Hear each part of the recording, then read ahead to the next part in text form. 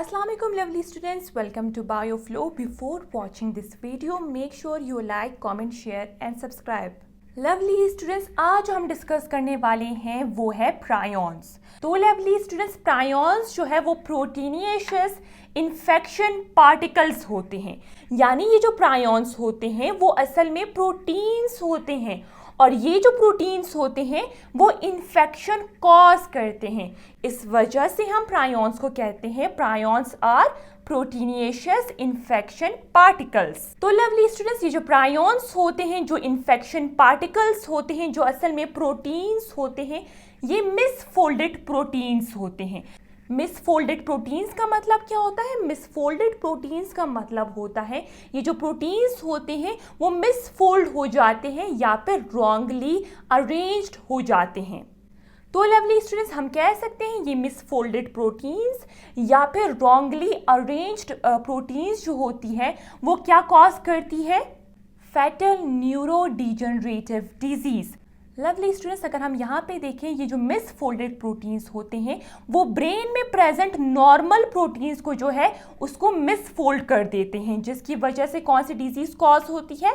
Fatal neurodegenerative disease cause होती है। Neurodegenerative disease का मतलब क्या होता है? न्यूरॉन्स के स्ट्रक्चर में चेंजेस आ जाती हैं जिसकी वजह से ब्रेन में प्रेजेंट न्यूरॉन्स की डेथ हो जाती है।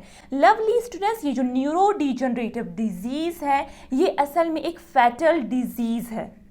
लवली स्टूडेंट्स, फैटल का मतलब होता है ये एक ऐसी डिजीज है जो डेथ कॉज करती है। लवली स्टूडेंट्स, अगर हम प्रायॉन्स के कैरेक्टरिस्टिक्स, प्रॉपर्टीज या फिर खसूसियात को डिस्कस करें, आप देख सकते हैं लवली स्टूडेंट्स, प्रायॉन्स जो है वो ओनली प्रोटीन्स यानी वो सिर्फ प्रोटीन से मिलके बने होते हैं।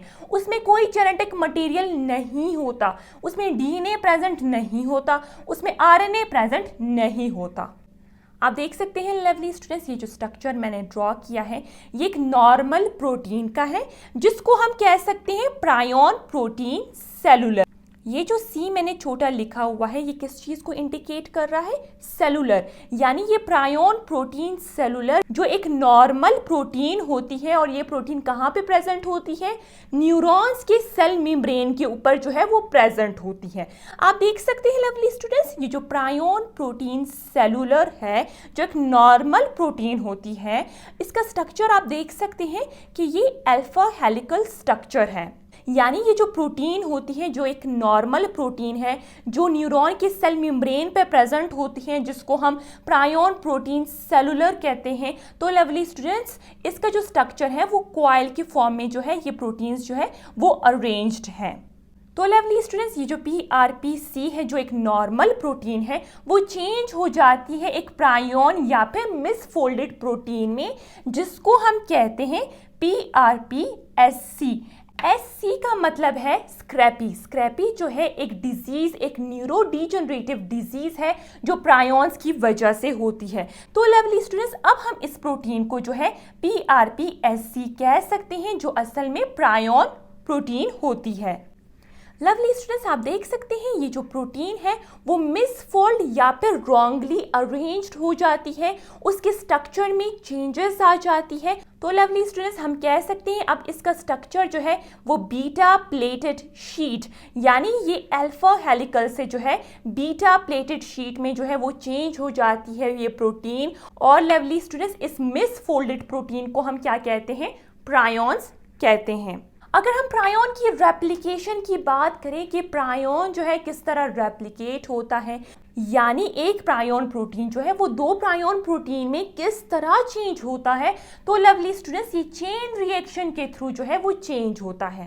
चेन रिएक्शन का मतलब होता है, आप देख सकते हैं लवली स्टूडेंट्स, ये PRPSC जो एक प्रायॉन प्रोटीन है जिसको हम कहते हैं प्रायॉन प्रोटीन स्क्रैपी। लवली स्टूडेंट्स, ये जो PRPSC है जो प्रायॉन प्रोटीन है इसके पास ये एबिलिटी होती है कि ये PRPC यानी PRP सेलुलर प्रोटीन जो एक नॉर्मल प्रोटीन होती है उसके साथ जो है वो बॉन्डिंग बना सकती है, उसके साथ जो है वो बॉन्ड बना सकती है और इसके स्ट्रक्चर को जो है वो चेंज कर सकती है। आप देख सकते हैं लवली स्टूडेंट्स, ये जो नॉर्मल प्रोटीन है PRPC ये जो है PRPSC में चेंज हो जाती है जो एक प्रायॉन प्रोटीन है। तो लवली स्टूडेंट्स, ये जो PRPSC है वो आगे जो है एक नॉर्मल प्रोटीन के साथ जो है इसकी बॉन्डिंग हो सकती है और उसके स्ट्रक्चर में फिर वो चेंजेस ला सकती है और वो किस में चेंज हो जाती है, एक मिसफोल्डेड प्रोटीन में चेंज हो जाती है।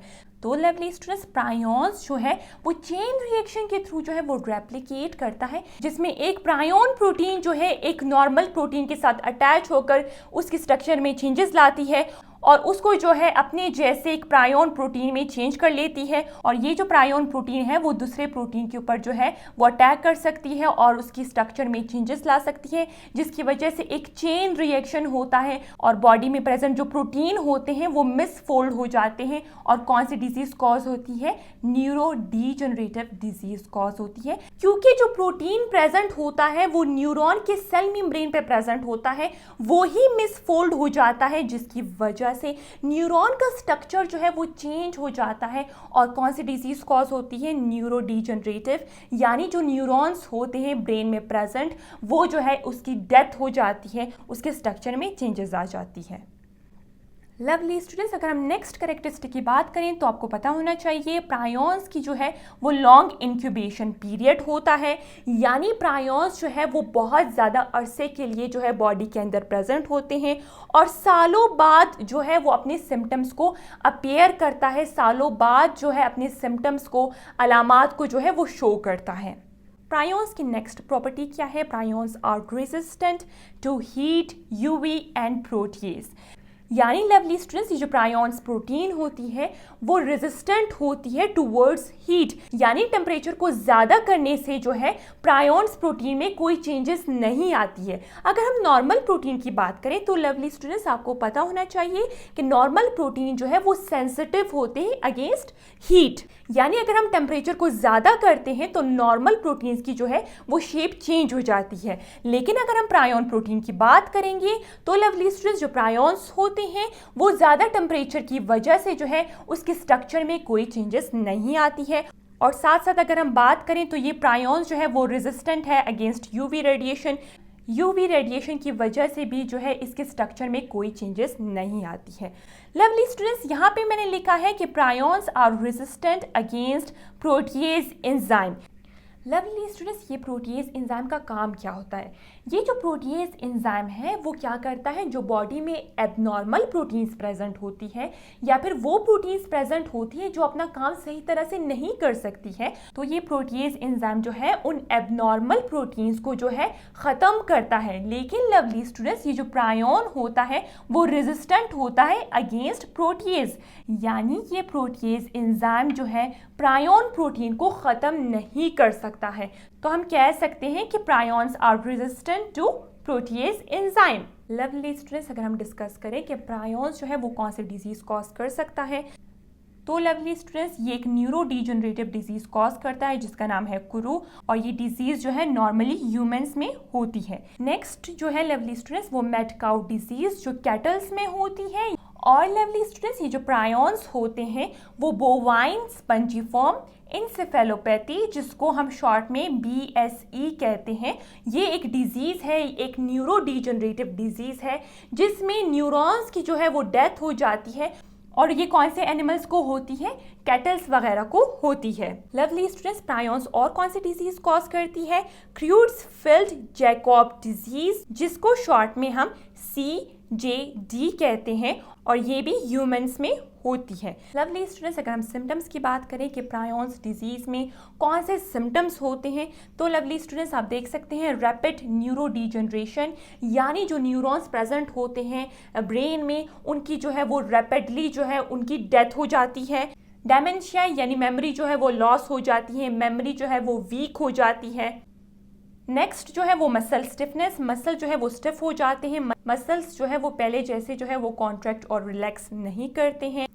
एटेक्सिया, जिसको हम कह सकते हैं लॉस ऑफ कोऑर्डिनेशन, जो है इस डिजीज़ में होती है। और लास्ट में लवली स्टूडेंट्स, जो प्रायोन्स डिजीज़ होती है, जो प्रायोन्स की वजह से होती है वो फैटल होती है, यानी कुछ महीनों में जो है उस इन्फेक्टेड इंसान की जो है वो डेथ हो जाती है। लवली स्टूडेंट्स, अगर लास्ट में हम ट्रीटमेंट की बात करें तो लवली स्टूडेंट्स आपको पता होना चाहिए कि प्रायोन्स की कोई ट्रीटमेंट नहीं है, कोई क्योर नहीं है, बल्कि वो डेथ कॉज करती है। इसी के साथ साथ साथ लवली स्टूडेंट्स जो हमारा टॉपिक था प्रायॉन्स वो कंप्लीट हो चुका है।